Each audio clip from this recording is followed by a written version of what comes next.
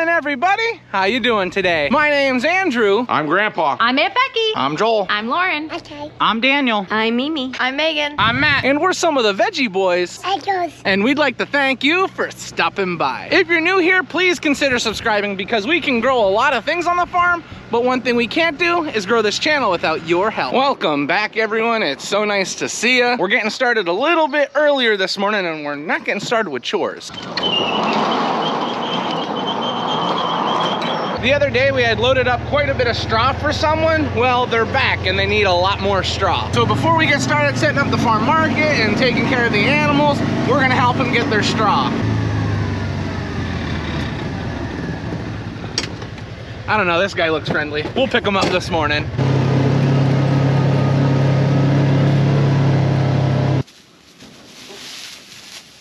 That's one.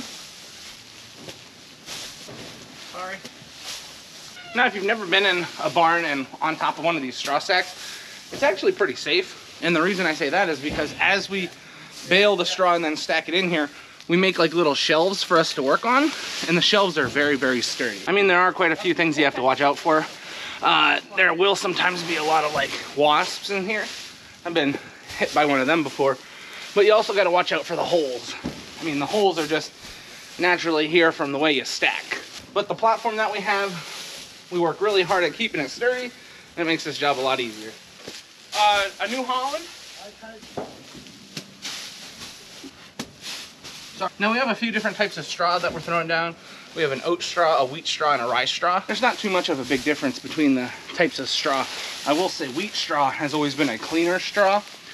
There's less weeds in it and stuff like that, but all the types of straws work well for what we need them to do. And they sell well.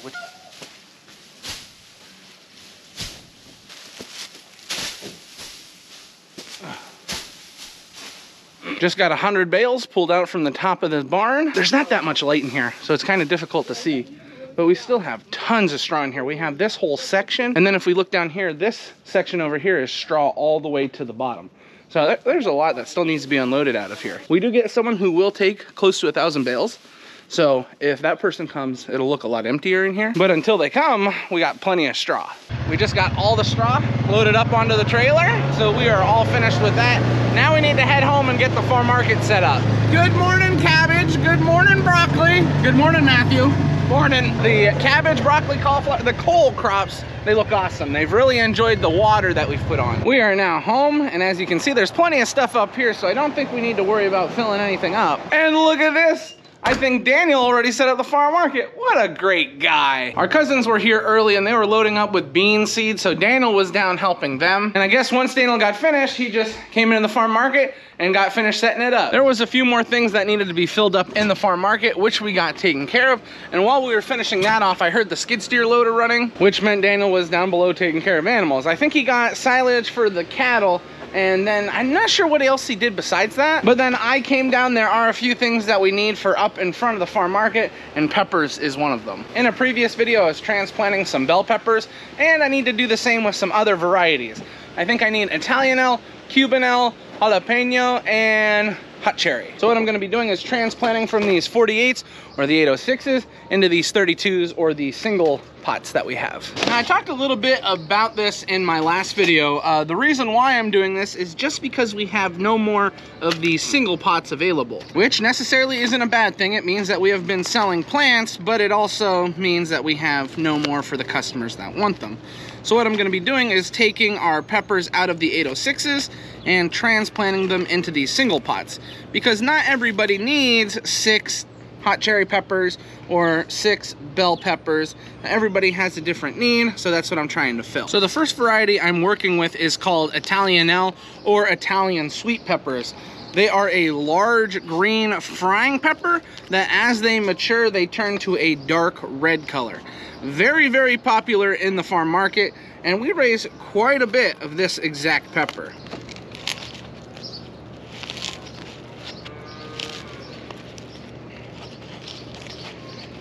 Italianelles are now done. Now we need Cubanelles. Bell peppers here, Italianelle. What do we have here? More Italianelle. We have vegetables in greenhouse number 5 and greenhouse number 4. So I've just got to find the right plants. I was looking for Cubanelle, but ooh, here we go. Hot cherry peppers. I needed hot cherry peppers too. Look at this greenhouse. Isn't this crazy? There is so many empty spots in here, and it looks a lot emptier when we don't have hanging baskets in it. Now I'm transplanting the hot cherry peppers, and if you remember, we do not really know how these hot cherry peppers look. I mean, we saw the pictures in the catalog when we ordered the seed, but this is a new variety that we've not tried yet. We were not able to get in our hot cherry pepper variety that we normally plant, so we had to try something new.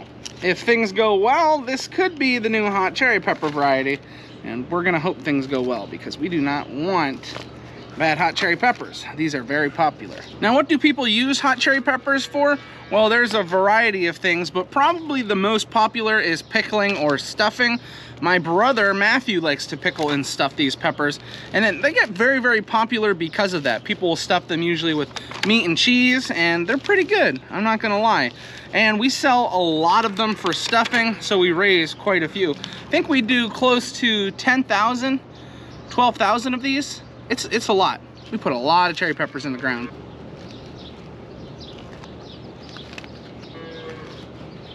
I'm not gonna lie, these hot cherry peppers look pretty nice that I transplanted.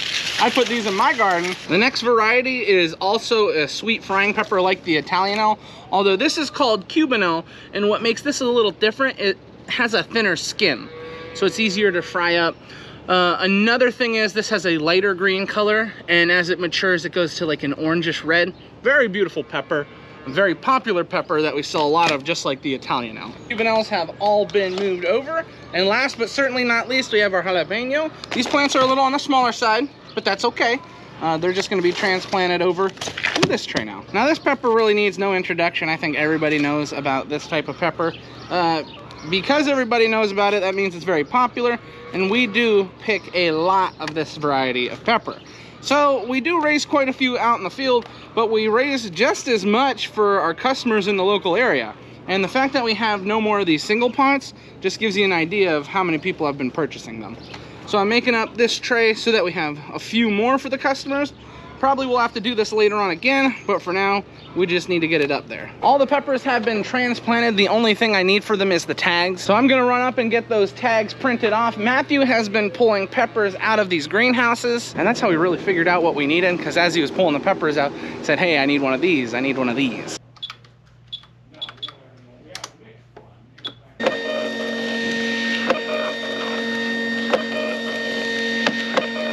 I just got finished printing off all the tags we need, and right when I was finishing off, Dad got back from the wholesaler, so I helped him unload. I just got all the tags put onto the peppers, and Matthew is gonna slowly keep filling up out here in front of the farm market. So far it's been pretty busy. We have quite a few customers out there. I'm actually shocked. It's a little on the cooler side, a little windy, but that doesn't seem to be stopping anybody. We now have all the chores taken care of. We got the farm market all set up and filled up. The animals have all been taken care of. Actually, you know what? Chores aren't all done. We still need to water greenhouses. But for the most part, everything is looking really, really good, and we can start moving on to some other jobs. Daniel and Joel had just got the sawdust dumped out of our truck, and you're probably wondering, well, why'd you empty the truck? What are you doing? Well, we're going to get more sawdust. It's almost like we use a lot of sawdust around here, but hey, we don't mind. I was just talking with Dad for a few minutes trying to figure out what jobs he wanted me to do. He asked if I could go down and water greenhouses. So I'm going to water greenhouses. Dad has got his own job he's working on. Matt and Joel are gonna be running off to do sawdust, and I think Daniel is getting back to planting corn. So everybody's busy.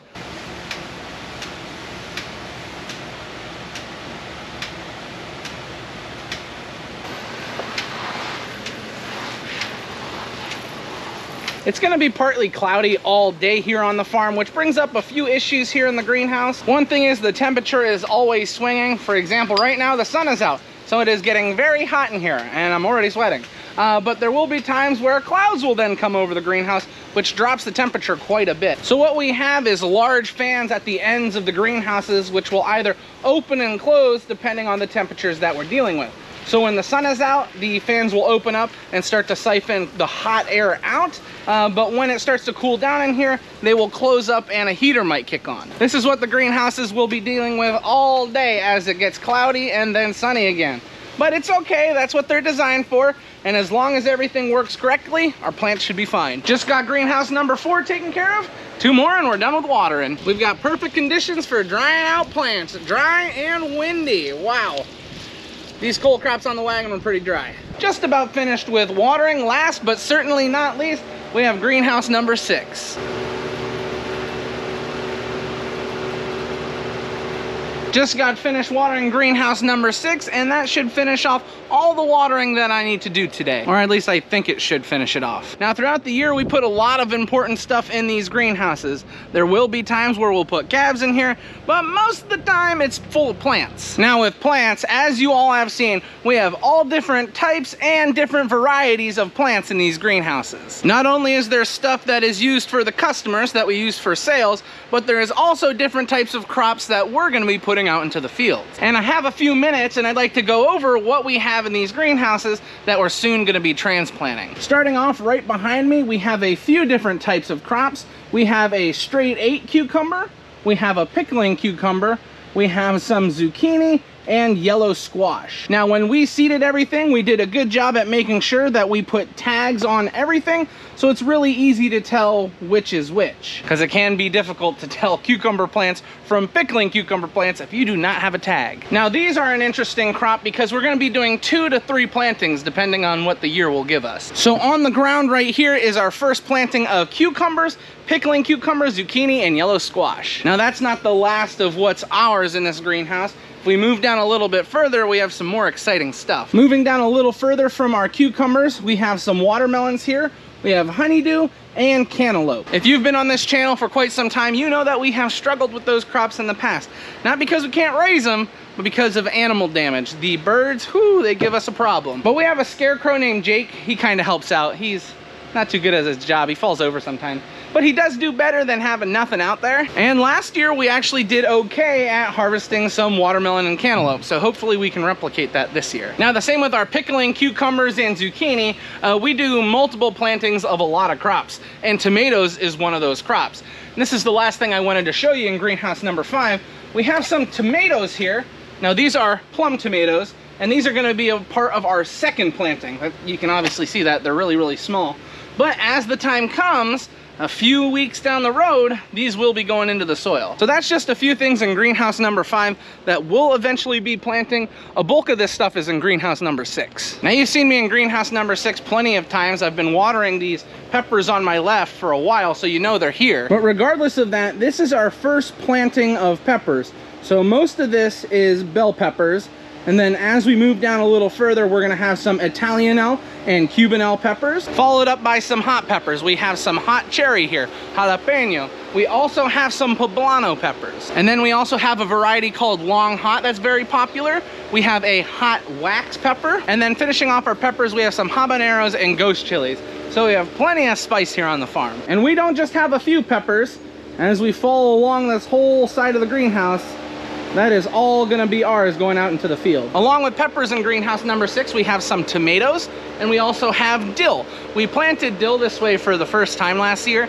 We used to just roll it out through the field, but it was pretty nice in these little packs. So dill, our first planting of tomatoes, and then all the way in the back corner, we have a few different varieties of eggplant. I don't think people understand how many plants vegetable farmers actually go through, because that's not all of it. There is more. And I'd love to take the time to show you the rest of the vegetable plants that we have up in the other greenhouse, but I just got a call. We got to get moving on to a new job. And this next job we're moving on to, let me just say, I am excited. Now, I'm not going to leave you in suspense like the last video. I'm just going to tell you what job we're moving on to. We are getting ready to lay our mulch for planting vegetables. As you can see, Dad got the mulch layer hooked up to his 100. And once we get out into the fields, I'll give you a little demonstration of how it works. See this? Joel's gonna be driving for me. Joel's gonna take care of me. And we are now ready to go on our way back to the fields.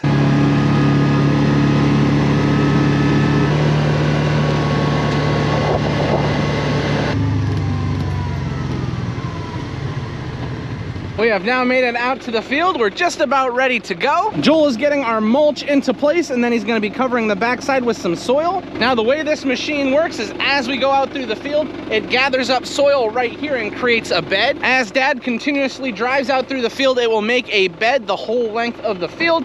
And underneath the bed, or underneath the mulch, we're gonna be having a drip line put. Now, this mulch that we are using, much like the mulch that we used on the sweet corn, is a biodegradable mulch made of cornstarch. The only difference between the two is this has a black plastic on it, and that's actually for a very important reason.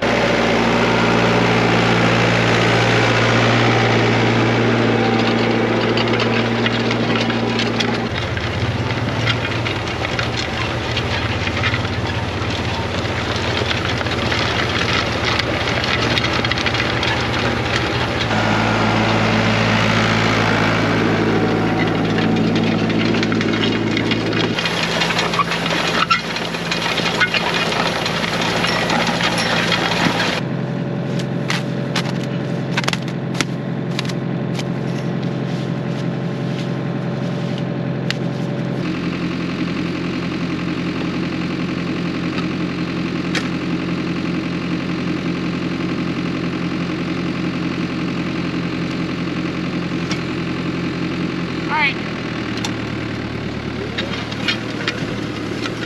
Now, when it comes to planting vegetables, you don't really need to put this mulch down, but I'm gonna explain a few reasons why it's beneficial. One of the big things, and one of the things we appreciate, is that it helps to keep weeds down. If you have this mulch laying down, well, that doesn't allow weeds to grow up around the plant. Now, I mentioned about the color of the mulch. That's something else that's very important. Because this mulch is a darker color, it attracts sunlight, it attracts heat, and that causes these beds to heat up, which makes it a little easier on our plants when we transplant. Also, on colder days, it allows our soil temperature to be a little warmer, which is nicer for things like tomatoes and peppers. And then lastly, but probably one of the most important things, is this mulch layer that we use allows us to put that drip line underneath the mulch, and it allows us to irrigate all of our crops at the same time. So I could keep talking about all the reasons why we enjoy doing this and why we feel like it's beneficial, but just those things that I just mentioned are one of the biggest contributors to our decision to use this mulch. Now, I mentioned that this darker colored mulch really holds the heat, and that's important on cooler days and when the ground temperature is a little colder. But at nighttime, where the temperatures drop, that continuously holds heat, and it makes it a lot easier on anything that we have transplanted there. Now, we did get the call that it is lunchtime, so I'm gonna have to run and pick up my brother Daniel, and then once we're finished with lunch, we'll be out here laying more mulch. Now, this is just a really exciting time of the year. It really helps you appreciate we are very close to putting plants in these fields. I'm at the farm where we had our pumpkins last year. I believe we're just putting corn, beans, and sweet corn over here. I haven't heard 100% from Dad what he wants to do, but I'm thinking that's what we're doing. We raised some sweet corn over here last year. Let me tell you, that was some bomb sweet corn. It was really, really good. I don't know why it was so sweet. Maybe it was just the time of the year, but hopefully the sweet corn that we raised over here this year is as good as what we had last year. If you see that field down there, that patch of green, that is where the sweet corn is gonna go over on this farm this year. Last year it was right here, and it did well. And it's a little wet down in the corner, but I don't think that'll be too much of an issue. But Daniel told me he'll be done in a few minutes, and then we'll be on our way home for lunch. All right, everyone, let's see what we're having for lunch. We're having turkey club sandwiches. I also got some pasta salad. Looks good. We just got finished with lunch, and before we head back to start laying more mulch, we put an extra roll of mulch on the machine, and we also got another roll of drip tape put in the back of the side-by-side. So now we're all ready to go.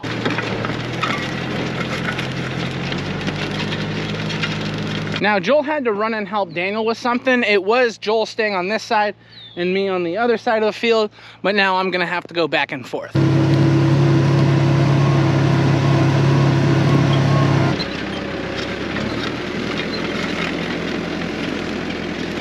Dad's driving to the other end.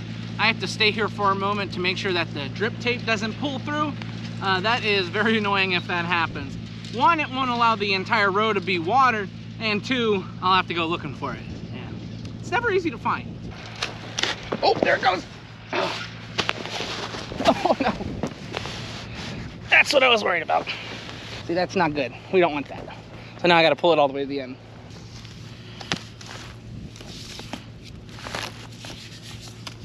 That should hold it, right? Yeah, that looks good.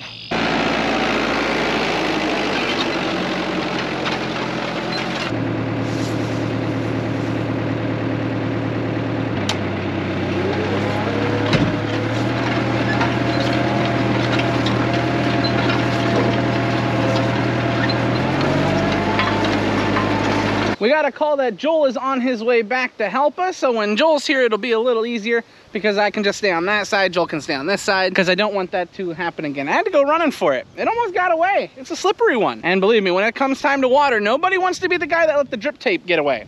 We talk about you all summer, and we make fun of you, but it's okay, we're family, but we still make fun of you. Now, the rows that we're doing here, they're roughly 1,300 feet long, so if we go out and back, that's half a mile. Just to put it in perspective for how long these rows really are. So when it comes time to harvest, I can say I got miles and miles of veggies. Dad just gave me a call that he ran out of drip tape, so we're gonna meet up with him and replace it. So just take off the old one here.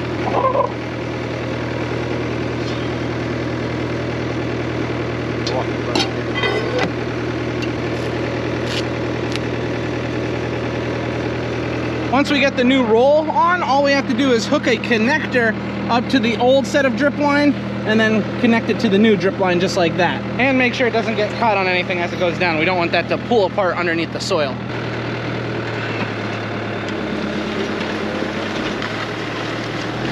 I got a little update for you. We got 10 rows down and then we made a road. Now we like to add a road, that way we can drive up through with our truck and load up produce. So this section over here to my right, that is gonna be tomatoes, and then this right here is gonna be our pickling cucumbers, regular cucumbers, and zucchini. Now we're gonna be putting 2 plantings of our cucumbers and zucchini here. So this right here is for that, and then we're gonna be doing another planting. And then as we move further down this field, we're gonna start laying some mulch for peppers. Now you do have to change the mulch layer up a little bit when you get the peppers. When we're planting with the water wheel transplanter, we use 2 wheels for peppers. Everything else is 1 wheel. So we need to move where the drip line sits on the double wheel. That way we don't have any issues with the water wheel transplanter poking holes in our drip line.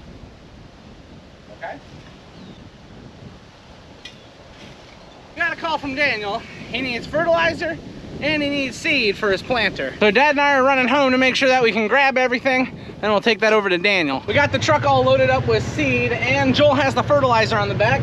So he's gonna head over and fill up Daniel, and we're back to laying more mulch. How have you been feeling? How's the mulch laying going? Seems to be running good today. It's been pretty windy and we don't like to lay mulch in the wind, but it hasn't been too bad, which we're happy about. As long as we don't have any issues, it's not that bad of a job. We're just about done with laying mulch for the day. We need to do 7 more rows and that will be it.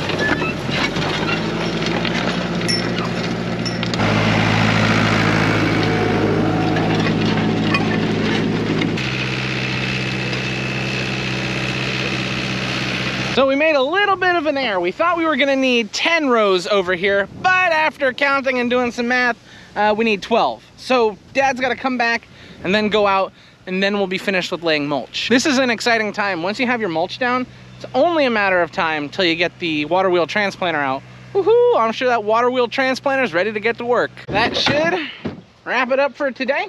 Dad is making his last pass. We have laid over 6 miles of mulch, which means we'll be harvesting and planting over 6 miles of vegetables soon. Makes it a little more crazy when you start to think about it that way. 6 miles of vegetables, could you imagine seeing that? Ooh, and that's not even the half of it. Can you believe this guy parked his truck in my way? Yo, let's go, I need to get going. 1 second. Joel's a hard worker. We'll give him a second. Hey, do you know what kind of things a farmer talks about when he's milking cows? Joel, what are you talking about? No, I have no idea. Utter nonsense.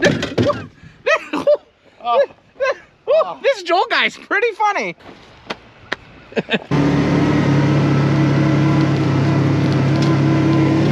After Dad and I got home, we got the mulch layer unhooked, and then I came over here and I got the cattle fed.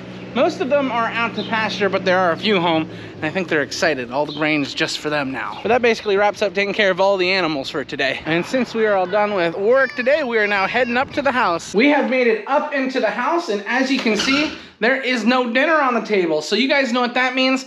This is where we're gonna end the video today. I'd like to thank everyone for watching, and I hope to see you next time. Bye-bye.